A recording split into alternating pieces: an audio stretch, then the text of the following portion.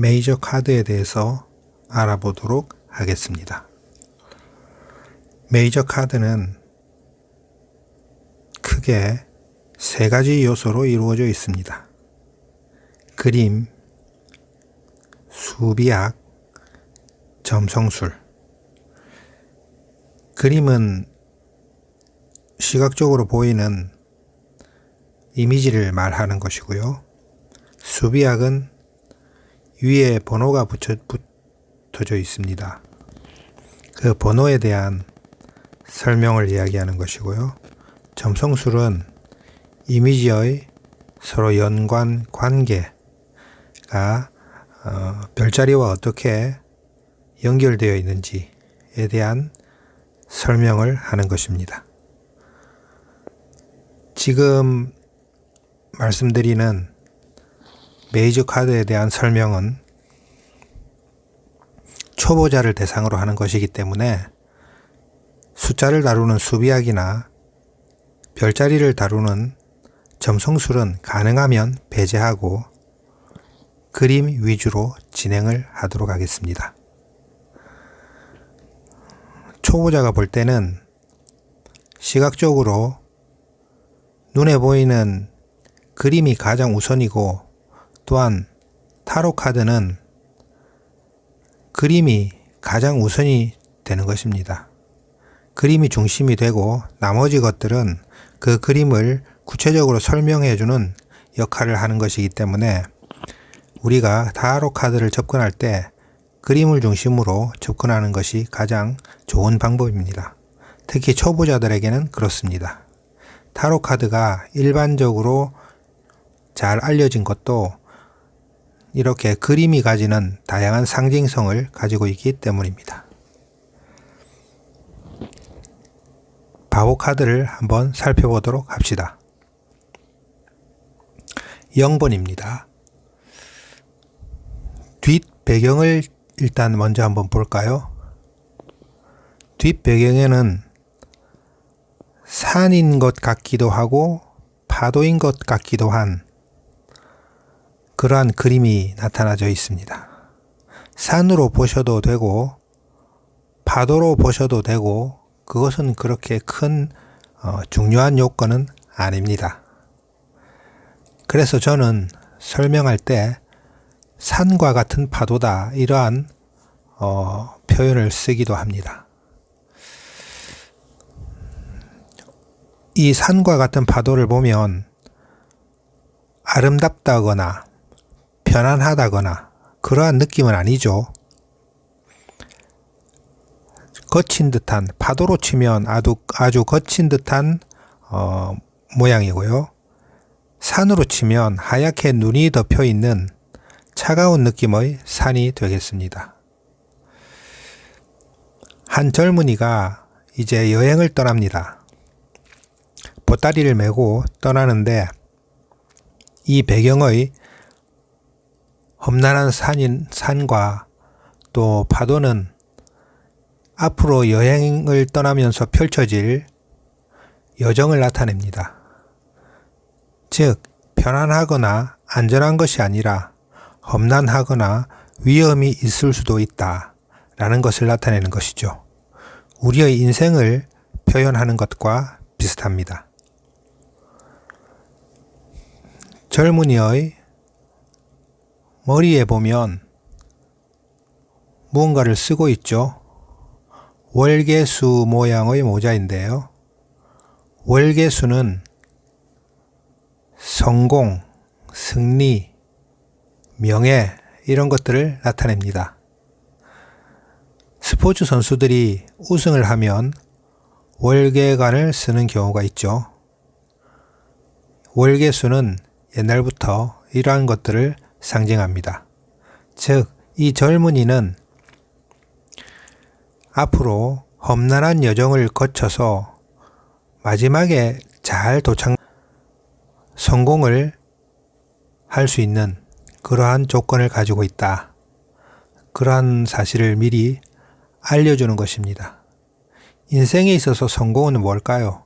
가장 큰 성공은 우리가 끝까지 가는 것입니다. 내 삶이 다하는 그 순간까지 역경을 이기고 최선을 다하는 것이겠죠. 다음으로 젊은이가 서 있는 곳을 한번 보겠습니다. 절벽의 끝에 서 있습니다.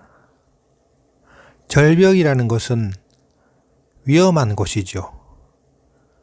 그래서 이 젊은이가 역시 앞으로 닥쳐올 위기, 위험, 이런 것들을 나타냅니다.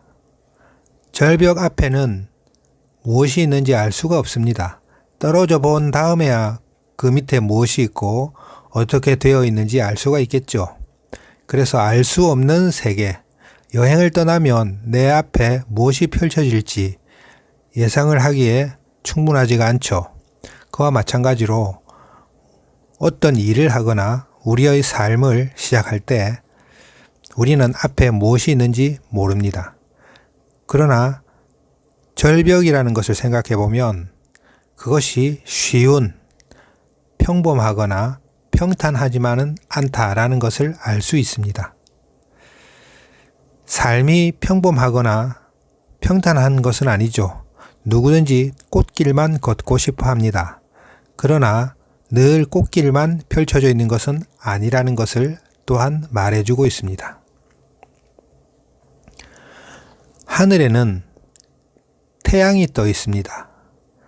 태양은 아주 긍정적이고 밝은 것입니다. 그래서 이 젊은이가 떠나는 여행길에 대한 축복 또는 보호 또 신의 은총 이런 것들을 나타냅니다. 지금까지의 여러 가지 이미지들이 나타내는 상징들을 봐도 좋은 것과 나쁜 것이 혼재되어 있다 이렇게 볼 수 있겠죠. 우리가 살아가는 데 있어서도 갖가지 위험이나 또는 행복이나 기쁨, 즐거움, 슬픔 이런 것들이 혼재되어 있다는 것을 알 수 있습니다. 뒷배경에 그 산이 있는데 그 산의 꼭대기들이 눈으로 덮여 있다는 것은 세상을 살아가는 데 있어서 우리가 보통 세파라는 이야기를 하죠. 세상의 파도라는 뜻이죠. 세상은 냉정합니다. 우리 자신을 냉정하게 평가를 하죠. 우리가 어떤 것을 하는 데 있어서 그 냉정함에 대한 평가를 받으면서 살고 있습니다. 눈이라는 것은 차갑고 또 냉정하다는 느낌을 주죠. 그래서 세상이 냉정하다라는 것을 다시 한번 또 느낄 수 있습니다. 그런데 젊은이가 지금 바라보고 있는 곳이 어디입니까? 위쪽을 바라보고 있죠. 아래쪽에는 절벽인데 바라보는 곳은 위쪽입니다. 이제 여행을 떠나면서 희망, 자신감 이런 것들이 충만해 있기 때문에 아래쪽에 떨어질 것 같은 그러한 것들은 크게 염두에 두지 않는 것이라고 볼 수 있겠습니다. 두려움이 없는 것이죠. 그러나 반대로 생각해 보면 두려움을 가지지 않고 막무가내로 돌진한다는 것은 또한 그것도 위험한 것이죠. 그래서 타로 카드를 읽을 때는 어떻게 읽느냐, 어떻게 해석하느냐가 중요하지 그 이미지들이 고정적으로 좋다, 나쁘다, 밝다, 어둡다라는 이미지를 고정적으로 가지고 있지는 않다 하는 것을 늘 염두에 두어야 합니다. 그 이미지들을 상담을 받는 사람이나 또는 그 사람의 여러 가지 여건과 환경에 따라서 다양함을 가진다는 것을 늘 염두에 두어야 합니다. 옆에 보면 하얀 개가 있습니다. 개는 늘 인간의 옆에서 친구가 되어주고 또 도와주는 역할을 하죠. 마찬가지로 누군가가 조언을 해주고 멘토가 되고 또는 스승이 되어주는 사람이 옆에 있습니다. 그것이 친구일 수도 있고 정말 스승일 수도 있고 또는 처음 보는 사람일 수도 있습니다.